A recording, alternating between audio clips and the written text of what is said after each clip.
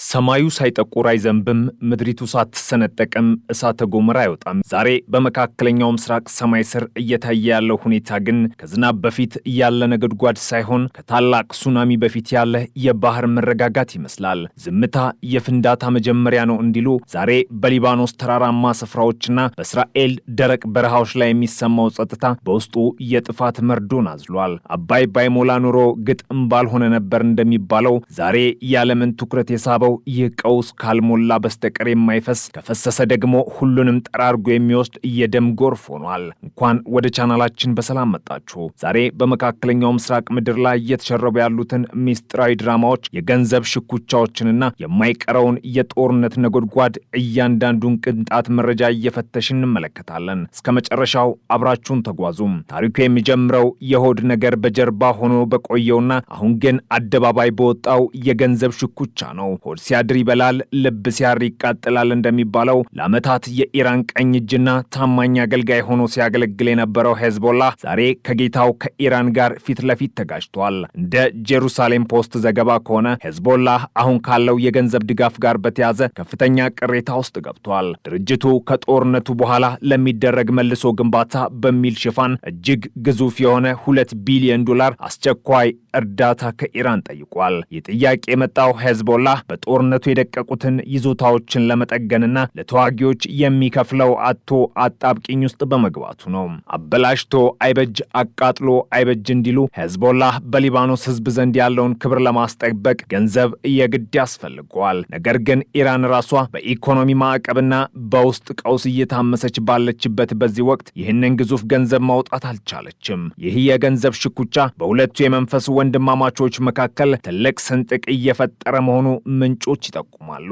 ይህ የገንዘብ ጥያቄ ደግሞ ዝም ብሎ የመጣ ሳይሆን የሄዝቦላህን የህልውና ስጋት የሚያመላክት ነው። ድርጅቱ በጦርነቱ ወቅት ያጣቸውን መሪዎችና የወደሙበትን የጦር መሳሪያዎች ለመተካት የወርቅ ተራራ ይፈልጋል። የሰው ወርቅ አያደምቅ እንደሚባለው ሄዝቦላህ በኢራን ገንዘብ ላይ ጥገኝነት ቢኖረውም አሁን ግን ሳይበላ በልቶ ሳይጠጣ ጠጥቶ ህልውናውን ለማስቀጠል ተቸግሯል። የሊባኖስ ኢኮኖሚ በወደቀበት በዚህ ሰዓት ድርጅቱ ራሱን እንደገና ካልገነባ ህዝባዊ አመጽ ሊነሳበት እንደሚችል ስጋት ገብቶታል። በመሆኑም $2 ቢሊዮን ጥያቄው የመጨረሻው የህልውና ትግል ሆኖ ቀርቧል። ይህ በኢራንና በሄዝቦላህ መካከል ያለው አለመግባባት እስራኤልን እጅግ አስደስቷታል። ጠላት ሲጣላ ድንጋይ ያቀብል እንደሚባለው እስራኤል ይህንን ክፍተት ተጠቅማ በሄዝቦላህ ላይ ዲፕሎማሲያዊና ወታደራዊ ጫኗ እያበረታች ትገኛለች። በሌላ በኩል ደግሞ የጅብ ችኩል ቀንድ ይነክሳል እንደሚባለው ሄዝቦላህ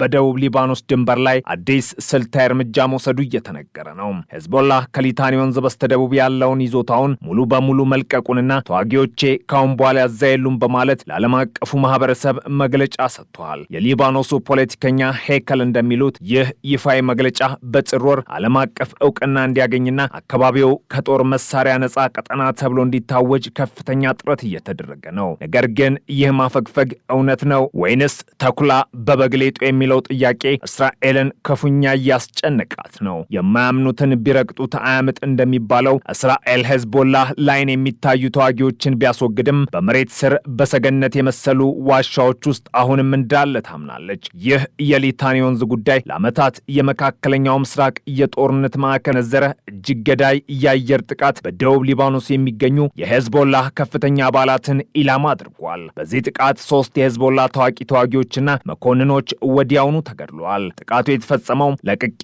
ወጥቻለሁ በሚልበት አካባቢ መሆኑ ነገሩን ይበልጥ አወዛጋቢ አድርጎታል። ቀድሞ የመታ ሰው አይከስም የሚለውን መርህ የተከተለችው እስራኤል የጠላት እንቅስቃሴ ባለበት ቦታ ሁሉ ቦምብ ማዝነቧን ቀጥላለች። ይህ የእስራኤል ጥቃት ለሄዝቦላህ ትልቅ መልእክት አለው። ከቤት ወጥቻለሁ ብትልም ጥላህን ግን አየዋለሁ እያለች ነው። እስራኤል ዘመናዊ የሳተላይትና የሰው አልባ አውሮፕላኖች ቴክኖሎጂን በመጠቀም በመሬት ስር የሚደረጉ እንቅስቃሴዎችን እንኳን በሰከንድ ልዩነት እየተከታተለች ትገኛለች። ሄዝቦላህ ተዋጊዎችን ለብሶ ሲቪል መስለው እንዲንቀሳቀሱ ቢያዝም እስራኤል ግን ጠላትን ካላወቅክ አታሸንፈውም በሚል መመሪያ እያንዳንዱ እንቅስቃሴን እየመታች ትገኛለች። ይህ ሁኔታ ደግሞ በሊባኖስ ህዝብ ዘንድ ከፍተኛ ሽብር ፈጥሯል። በዝሆን ጸብ ሳር ይጎዳል እንዲሉ በሁለቱ ኃይሎች መሃል የሊባኖስ ንጹሃን ዜጎች ህይወታቸው አደጋ ላይ ወድቋል። የእስራኤል የጦር አውሮፕላኖች በሊባኖስ ሰማይ ላይ ሲያንዣብቡ በኢየሩሳሌም በኢየሩሳሌም በኩል ደግሞ እጅግ አስፈሪ የሆነ የቃላት ጦርነትና ዲፕሎማሲያዊ ማስጠንቀቂያ ተከፍቷል። የእስራኤሉ ጠቅላይ ሚኒስተር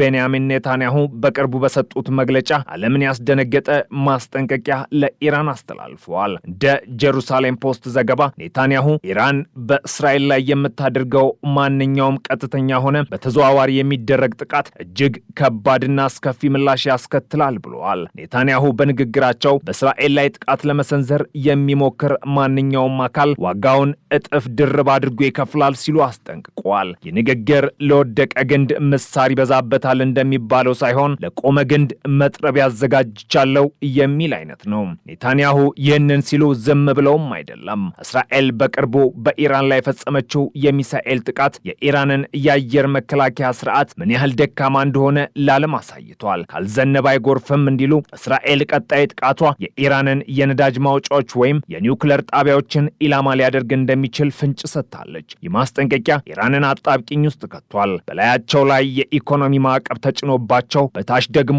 የእስራኤል ሚሳኤል እያስፈራራቸው ያለ የኢራን ባለስልጣናት ወደፊት በሄዱ ገደል ወደኋላ ቢመለሱ አፋፍ ሆነባቸዋል። ኔታንያሁ እኛን ጀምርም ግን ካስጀመራችሁን እንጨርሰዋለን የሚል ጥብቅ መልእክትን ያስተላለፉት። በተጨማሪም እስራኤል ናሽናል ኒውስ ባወጣው ሰበር መረጃ መሰረት የእስራኤል አየር ኃይል በሊባኖስና በሶሪያ ድንበሮች ላይ የሚደረጉ የጦር መሳሪያ ዝውውሮችን በቅርበት እየተከታተለ ነው። ኢራን በሶሪያ በኩል ለሄዝቦላህ የምታደርገው የጦር መሳሪያ አቅርቦት እንዳይቋረጥ የምታደርገውን ጥረት እስራኤል በቦምብ እየመታች ትገኛለች። ውሻ በቀደደው ጅብ ይገባል እንደሚባለው በእነዚህ ቀዳዳዎች የሚገቡ መሳሪያዎች ነገ የእስራኤል ከተሞችን እንደሚያወድሙ ስለሚያውቁ ገና ከጅምሩ እርምጃ እየወሰዱ ነው። የእስራኤል መከላከያ ሰራዊት ቃል አቀባይ እንዳሉት እስራኤል በሶሪያ ውስጥ የሚገኙ የኢራን ወታደራዊ ይዞታዎችን ለመምታት ወደ ኋላ አትልም። ይህም ጦርነቱ ከሊባኖስ ወጥቶ ወደ ሶሪያና ወደ መላው ቀጠናው እንዲስፋፋ እያደረገ ነው። እሳትና ጭድ የሆኑት እስራኤልና ኢራን አሁን ፊት ለፊት የሚጋጩበት ጊዜ ቀረበ ይመስላል። እስራኤል ለራሷ ስትል ትመታለች፣ ኢራን ደግሞ ለክብሯ ስትል ትመልሳለች። በዚህ መሃል ያለው ሽኩቻ ደግሞ ዓለምን ወደ ሶስተኛው የዓለም ጦርነት እየገፋፋት ነው። እንደ እስራኤል ናሽናል ኒውስ ሌላኛው ዘገባ የእስራኤል የደህንነት ካቢኔ በቅርቡ ተሰብስቦ በሊባኖስ ስላለው ለብ ሰላም ተወያይቷል። ብዙዎች ሰላም ወርዷል ቢሉም እስራኤል ግን የጅብ ሰላምታ እንደሆነ ትቆጥረዋለች። ሄዝቦላ አሁንም ቢሆን ሚሳኤሎችን ወደ እስራኤል አቅጣጫ አዝሮ መቀመጡንና በየቀኑ አዳዲስ ትዕዛዞችን ለተዋጊዎች እያስተላለፈ መሆኑን መረጃዎች ያመላክታሉ። ሳይደግስ አይጣላም እንዲሉ ይህ ጊዜያዊ ጸጥታ ለቀጣዩ ትልቅ ጦርነት ዝግጅት ሊሆን ይችላል ተብሎም ይፈራል። ተመልካቾቻችን የመካከለኛው ምስራቅ ሁኔታ ልክ እንደ እንቆቅልሽ ጨዋታ ሆኗል። አንዱን ስትፈታ ሌላው ይወሳሰባል። ሄዝቦላህ ገንዘብ እየጠየቀ ነው፣ ኢራን እያመነታች ነው፣ እስራኤል ደግሞ በቦምብ እየቆላች ነው። ነገር ሁሉ አልጋ ባልጋ አይደለም። ጦርነቱ ቆሟል ቢባልም በውስጥ ግን የሚቀጣጠለው እሳት እጅግ አስፈሪ ነው። ኔታንያሁ እንዳሉት ከሆነ ዓለም በቅርቡ ታላቅ ምላሽን ልታይ ትችላለች። ከሞት በኋላ ክርስትና የለም። ነገሩ ሳይባባስ ሰላም ይወርድ ይሆን ወይስ ዓለምን የሚያናውጥ የሶስተኛው የዓለም ጦርነት መጀመሪያ በሊባኖስ ይለኮሳል? በተያያዘ መረጃም የእስራኤል መከላከያ ሰራዊት በሰሜናዊው የእስራኤል ግዛቶች የሚገኙ ሲቪል ዜጎችን ደህንነት ለመጠበቅ ማንኛውም አይነት ወታደራዊ እርምጃ ለመውሰድ ዝግጁ መሆኑን በድጋሚ ገልጿል። በተለይም ሄዝቦላህ የተባበሩት መንግስታት ድርጅት የጸጥታው ምክር ቤት ውሳኔ ቁጥር 1701ን እንዲያከብርና ከድንበር አካባቢ ወታደራዊ እንቅስቃሴዎቹን እንዲገታ የሚያደርገው ዓለም አቀፍ ዲፕሎማሲያዊ ጫና ተጠናክሮም ቀጥሏል። የአሜሪካና የአውሮፓ ሀገራት ከፍተኛ ዲፕሎማቶች በሊባኖስና በእስራኤል መካከል ያለውን ውጥረት በንግግር ለመፍታት ጥረት እያደረጉ ቢሆንም በመሬት ላይ ያለው ወታደራዊ እንቅስቃሴ ግን የተጀመረውን የሰላም ጥረት አደጋ ላይ ሊጥለው እንደሚችል ተሰግቷል። የሄዝቦላህ ተዋጊዎች ከሊታኒ ወንዝ በስተደቡብ መገኘታቸው መቀጠላቸው የእስራኤልን የአየር ጥቃቶች ይበልጥ እንዲባባሱ አድርጓል። ባለፉት ጥቂት ቀናት ውስጥ ብቻ በደቡባዊ ሊባኖስ የሚገኙ የሄዝቦላህ ወታደራዊ ይዞታዎች፣ የትዕዛዝ ማዕከላትና የሚሳኤል ማከማቻዎች የእስራኤል አየር ኃይል ኢላማ ሆነዋል። በሌላ በኩል ኢራን ለሄዝቦላህ የምታደርገው የገንዘብ ድጋፍ መቀነስ በድርጅቱ ወታደራዊ ዝግጁነትና የሎጂስቲክስ አቅርቦት ላይ ከፍተኛ ተጽዕኖ እያሳደረ መሆኑም ተዘግቧል። ሰላም ንግግር ሊመጣ ይገባዋል። እናንተስ ምን ትላላችሁ? ሄዝቦላህ ከሊታኒ ወንዝ ማፈግፈጉ እውነት ይመስላችኋል? ወይንስ እስራኤል በኢራን ላይ የምትወስደው ከባድ እርምጃ ምን ሊሆን ይችላል? ጦርነቱስ መቼ ያበቃ ይሆን? ሐሳባችሁን በኮመንት መስጫው ላይ አስፍሩልን። ይህንን ቪዲዮ ከወደዳችሁት ላይክ ማድረግና ለሌሎች እንዲደርስ ሼር ማድረግ አትርሱ። አዳዲስና አስፈሪ የጦርነት ዜናዎች፣ ጥልቅ ትንታኔዎችና ሚስጥራዊ መረጃዎችን መረጃዎችን በየቀኑ ለማግኘት ቻናሉን ሰብስክራይብ ያድርጉ። ተስፋ የምናደርገው ሰላምን ቢሆንም የምንዘጋጀው ግን ለጦርነት ነው። በሚቀጥለው ቪዲዮ እስከምንገናኝ ሰላምና ጤና ለሁላችሁም ይሁን።